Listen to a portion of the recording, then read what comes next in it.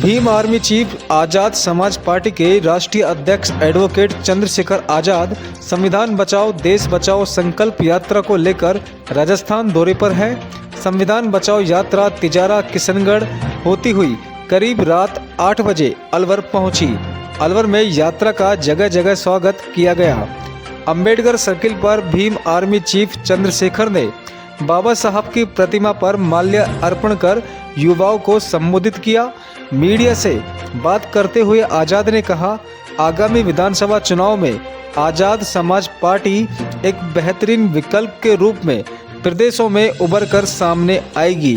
साथ ही केंद्र की भाजपा व प्रदेश की कांग्रेस सरकार को घेरते हुए कहा, देश व प्रदेश की सरकारों ने हर वर्ग के साथ खिलवाड़ किया है, चाहे रोजगार का मामला हो, महिला उत्पीड़न का मामला हो, सरकारों ने लोगों के साथ सिर्फ छलावा किया है।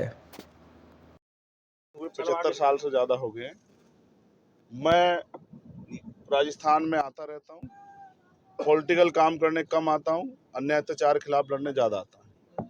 पिछले 5 साल की जो सरकार रही है राजस्थान में, ये संविधान को की हत्या के बराबर है जब प्रदेश के लोगों को न्याय ना मिले, अन्याय होने पे, जब प्रदेश के नौजवानों को रोजगार ना मिले, जब भर्तियों में घोटाले हो जाएं, जब सीएचए के बच्चों को उनकी नौकरी वापस ना मिले, जब थर्ड ग्रेड टीचर को सही समय पे जो है उनका ट्रांसफर ना हो, जब आशा आंगनबाड़ी कार्यकर्ताओं को उनके अधिकार ना मिले और महिलाओं पे जो एट्रोसिटी हो रही है वो बंद ना हो, तो ये एक तरह से संविधान का जो उद्देश्य है, जो प्रस्तावना कहती है, ये उसकी हत्या के बराबर ही है जो आज की सरकारों में चाहे राजस्थान में मध्य प्रदेश हो रहा है। चुनावी सरगर्मियां तेज हो रही है, आपका अलवर आगमन सर, चुनावी सरगर्मियां तेज हो रही हैं, आपका अलवर आगमन है, क्या आप खुद चुनावी मैदान में सिर्फ अलवर नहीं, पूरे राजस्थान प्रदेश में ये यात्रा चल रही है। आप खुद चुनावी मैदान में उतरे हैं, आपकी पार्टी के प्रत्याशी चुनावी मैदान में? देखिए, हमारी पार्टी के प्रत्याशी मैदान में उतरेंगे,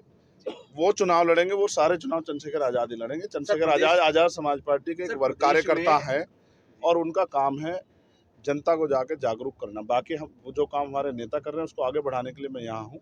और यही चुनाव का मतलब और राजनीतिक दल का मतलब सिर्फ चुनाव लड़ना नहीं होता है। जनता के मुद्दों पे सरकार जवाब दे और जनता जागरूक हो और अपने हक अधिकार के लिए संघर्ष करे, उनको जागरूक करने का काम ही मैं राजनीति समझता हूँ। चंद्रशेखर भाई, अभी 11 मामले जो 2 अप्रैल वाले हैं वो वापस नहीं लिए हैं केंद्र सरकार वाले। मेरी आज सुबह जयपुर में बात हो रही थी, 300 मामले वापस ले लिए गए हैं। क्या कहेंगे? 2 अप्रैल इतना बड़ा आंदोलन हुआ, आपने किया जी। 2 अप्रैल के आंदोलन पे 2 बार यहाँ की सरकार ने वोट ली, एक बार 2018 के विधानसभा चुनाव में और फिर 2019 के लोकसभा चुनाव में। और इनकी सरकार का बस चलता अशोक गहलोत जी का, तो उन्होंने पंचायत चुनाव में भी उस नाम पे वोट मांगे कि हम मुकदमे वापस करा देंगे। जनता ने इनको वोट इसलिए दी थी कि बीजेपी सरकार ने हमारे लोगों को खूब मारा था, लेकिन इस सरकार ने भी बहुत बड़े पैमाने पे लोगों को लूटने का काम तो किया, लोगों की समस्या हल करने का काम नहीं किया। सर, राजस्थान में जो मुकदमे केंद्र सरकार को वापस करने हैं, हम केंद्र सरकार से ज्यादा उम्मीद नहीं रखते, क्योंकि हम जानते हैं केंद्र सरकार ने तो हमें जख्मों के अलावा कुछ दिया ही नहीं। सर, भीम आर्मी के द्वारा जो राजस्थान में है वो प्रत्याशी उतारे जाएंगे सर? कितनी सीटों भीम आर्मी हमारा सामाजिक संगठन है, आजाद समाज पार्टी के प्रत्याशी उतरेंगे और स्टेट की लीडरशिप ये फैसला लेगी कितने प्रत्याशी उतरेंगे, कहाँ उतरेंगे। और हमारा प्रयास यही रहेगा, दूसरे लोग पैसे वालों को टिकट देंगे, हम अपने काम करने वाले कार्यकर्ताओं को और महिलाओं को किसी राजनीतिक पार्टी से मौका दिया जाएगा? महिलाओं को कितना मौका दिया जाएगा? युवाओं को मैक्सिमम, क्योंकि मैं समझता हूँ युवा ही परिवर्तन कर सकता है, तो युवाओं को मैक्सिमम, और युवा में महिला और नौजवान पुरुष दोनों आते हैं। तो ये पार्टी मजबूती से बाबा साहब अम्बेडकर के सपनों पे, जैसे उन्होंने कहा कि मैं किसी में समाज की तरक्की उस समाज में रहने वाली महिलाओं की तरक्की से मापता हूँ। और एक और बहुत जरूरी बात, मैं आज आपसे जो कह रहा हूँ, बड़ा बवाल होने वाला है इस बात पे, महिला आरक्षण नहीं है। जब तक उस महिला आरक्षण में schedule caste, schedule tribe, backward और माइनॉरिटी की बहनों को हिस्सेदारी नहीं मिलती, तब तक ये महिला आरक्षण सही नहीं है। और मैं इसका पुरजोर विरोध करूंगा इस यात्रा के बाद, याद रखना। सर, आपकी पार्टी के विकास के मुद्दे की बात करते हैं, मुद्दे क्या रहेंगे अब चुनाव मैदान में उतरने? मैं तो कह रहा हूँ, समाज यहाँ राजस्थान में लोगों पे बुनियादी सुविधाएं नहीं है, रोटी कपड़ा मकान ही नहीं है, अच्छी पढ़ाई नहीं, अच्छा इलाज ही नहीं है। विकास तो तब होगा जब लोगों का पेट ही भर जाएगा। यहाँ तो लोगों को पीने के लिए साफ पानी नहीं है। किसी राजनीतिक पार्टी से चंद्रशेखर जी, आप संविधान बचाओ और देश बचाओ रैली का आयोजन कर रहे हैं और हर राज्यों के अंदर आप रैली कर रहे हैं, आपको कहां से लगता है कि संविधान को खतरा है? किन मामलों के लेकर के खतरा है संविधान? मैं आपसे फिर यही कह रहा हूँ, पहले हर साल सरकारी नौकरी आती थी, अब सरकारी डिपार्टमेंट भी खत्म किए जा रहे हैं, जबरन लोगों को नौकरियों से निकाला जा रहा है। जब SC ST OBC के लोग सिस्टम में रहेंगे ही नहीं तो फिर संविधान प्रदत्त अधिकारों की रक्षा कैसे होगी? अभी ये सरकारें, इनके लोग वहाँ बैठे हैं, कौन से हमारे लिए योजनाएं बना रही है, कौन सी तरक्की की बात करें? हमारे लिए जो बजट आता है वो भी सरकारें किसी और मंद में लगा देती है। पहले तो नेता सवाल पूछने वाले नहीं है। संविधान की बदलने का मतलब ये नहीं कि संविधान को हटा के कोई और संविधान लागू कर दिया जाए, ऐसा भी भारत में संभव है। ये सरकार ऐसा भी करती है, RSS की सरकार जो केंद्र में बैठी है। लेकिन आज जिस तरह से संविधान के संवैधानिक अधिकारों को कुचला जा रहा है, आज कोई अपने सवाल उठा सकता है? आप इसी सरकार में उठा के देखो, मैंने CHA की बच्चों की आवाज उठाई, मुझे अशोक गहलोत जी ने 4 दिन जेल में भेज दिया। इसको आप संविधान की हत्या नहीं मानते हैं क्या? और जब आर्थिक आधार पर आरक्षण लागू हो जाता है वो भी तो संविधान की हत्या। कैसे आप संविधान की हत्या को संविधान खत्म मानना चाहते हो? कि जब ये बदल के मनुस्मृति लागू हो जाए तब आप मानेंगे? आप जाग जाओ, मीडिया भी सवाल नहीं उठा सकती है।